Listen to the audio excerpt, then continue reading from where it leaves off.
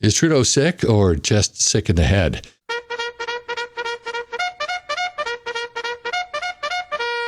Hey y'all, welcome to my channel. I hope you're having a great day. Before we get into the video, I just want to point out that a lot of people have mentioned my voice sounds like an AI generated voice. It is not. It is my real voice. Sad to say. I have to live with it. I can't do anything about it. But also, they say that my lips are not always matching up with my voice. That's because I have a really old computer. Now I'm doing something with this video that I hope will resolve that issue. I've switched to a camera that has a different processor. It's not as high a quality processor, but it still should give a fairly decent picture. And I've set the resolution from 4K down to 1080p. So hopefully that will resolve the problem. But if it doesn't, hey, mention in the comments below if you're still noticing that my lips aren't matching up with the voice. And maybe I'll go back to my old system of recording the audio and visual separately and then syncing them up together, which takes a little bit more time, but not too much more. So hey, if I have to do that, I have to do that. But I'm hoping that this resolves the problem. So without further ado, let's get into the video. So I want you to have a listen to this audio recording of Justin Trudeau giving an interview where he comes out in favor of essentially keeping citizenship or allowing citizenship to be kept by known terrorists. Since 1947, when the Mackenzie King government passed our first Citizenship Act, there was a promise to new Canadians that they could be full citizens, and it's been taken away in this. The idea of actually removing citizens and deporting somebody who might have been born here but happens to hold dual citizenship is absolutely disgusting. Yep. What are your views on it? Yes. C-24, it's the bill that, for me, exemplifies the Conservatives' approach to politics. Because what they get to say with the Liberal Party's staunch opposition to C-24, because we absolutely and thoroughly oppose it, is that, and I'll give you the quote, so you guys can jot it down and put it in a tack ad somewhere, that the Liberal Party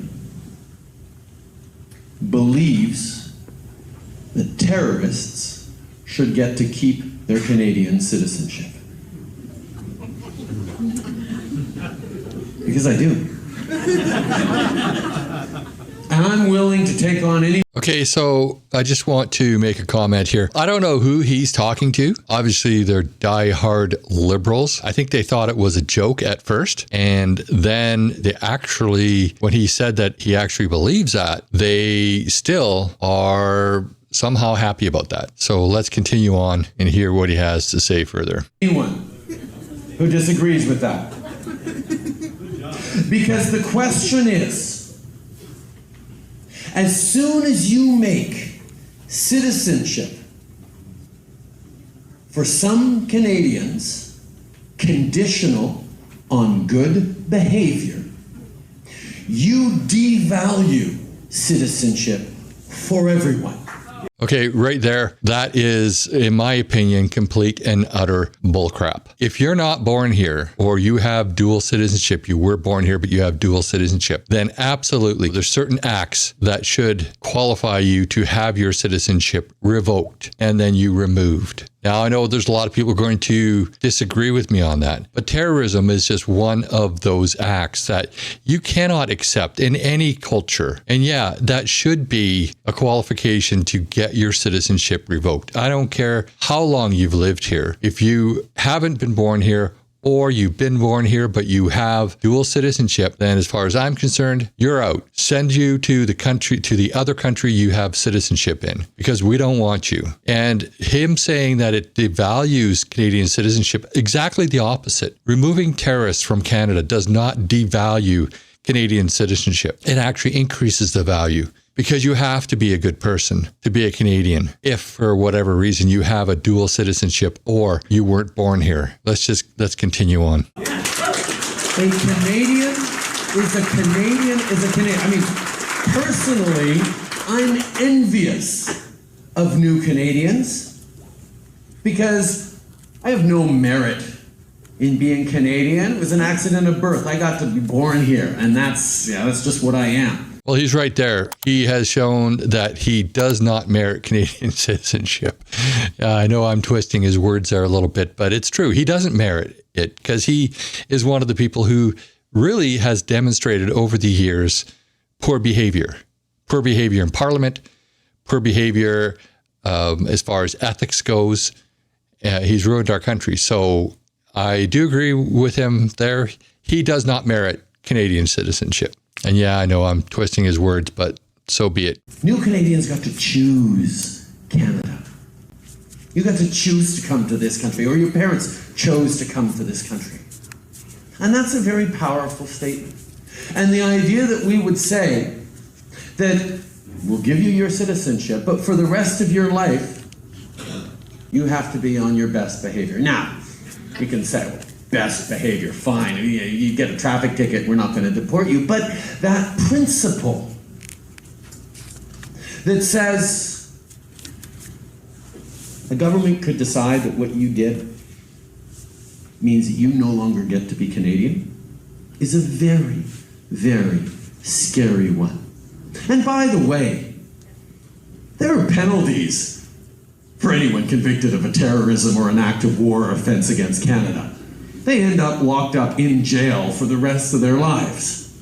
Clearly, he does not know the Canadian injustice system, and I'm calling it injustice on purpose. I was a police officer for almost 35 years, and I can tell you that people very rarely spend the rest of their lives in jail. Very, very rarely. I know first-degree murderers who are out in 6 years. I know multiple murderers who are out in 3 years.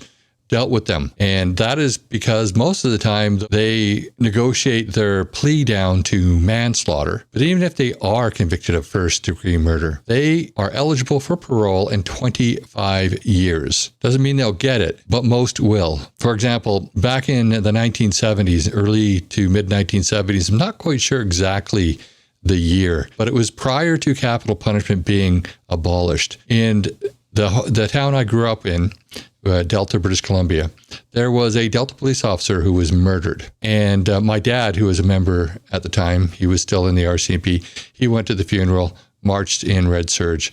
That guy got the death penalty. However, they abolished the death penalty prior to him being executed. And as a result, he was released from prison after serving, I believe it was 34 years.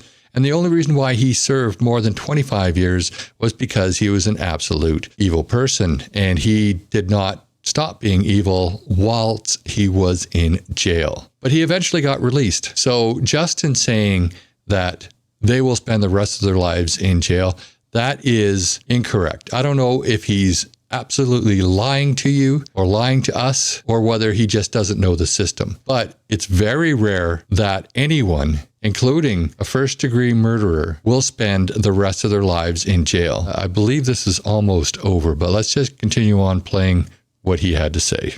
And the idea that we might give them instead a plane ticket to Syria, it just doesn't quite fit that idea of cracking down on punishment for terrorists.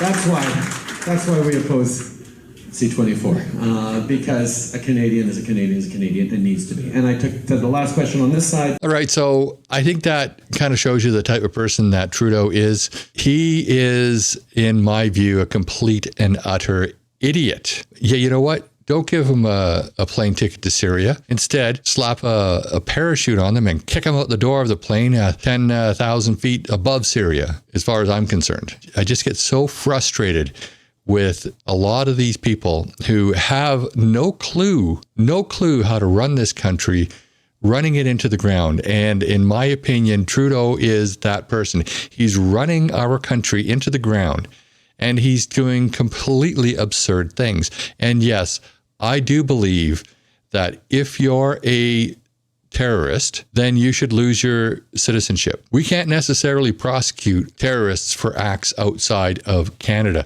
There used to be a law, and they may have reinstated it, but there used to be a law that a Canadian citizen who commits a crime overseas or outside the country, which is also a crime in Canada, they can be prosecuted within Canada. And they rescinded that law. They made it only for certain crimes and also for diplomats. When you consider those two people who were arrested in Toronto a few weeks ago for terrorist activity, the fact is that they will probably spend a few years in jail for the acts that they committed in Canada. But what about the acts that they committed overseas? What about the father who severed the hands and feet off of a victim that he was torturing, that he was part of a torture video on? What about that person? Why should we keep him in Canada after he served his sentence for his terrorist plot? I'd be surprised if he gets 25 years for that. Maybe he will. Maybe I'm wrong. But still, he will be released. And then afterwards, he should be deported. He should lose his citizenship. But he shouldn't have any rights in Canada. He's a terrorist. And we know that if he's ever released from prison, if he's ever able to walk the streets of Canada again, that he is a danger to us. It's not just about this guy and his son in Toronto. It's about everybody else who comes here, and we find out later, after they've gained citizenship, that they're a terrorist, that they committed crimes elsewhere in the world. What are we supposed to do about them? By the logic that Trudeau has just shared with us, because we gave them citizenship, not knowing that they were indeed terrorists, that we should allow them to stay in Canada, we should allow them the privilege of having Canadian citizenship. That is just pure, utter BS. But again, that is just my opinion. I'd love to know what you have to say. Put your comments down below. And while you're at it, please like this video, share with your friends and on social media. And if you haven't already, please subscribe to my channel. Oh, and I do have another channel, Cavalryman USA. If you're interested in U.S. politics, please head over there and check that channel out and subscribe there. There's a link in the description. And I also still have a petition urging Mary Simon to dissolve Parliament and call an early election. And there is also a link in the description of the video for that. Thanks for watching, and I'll see you in the next video.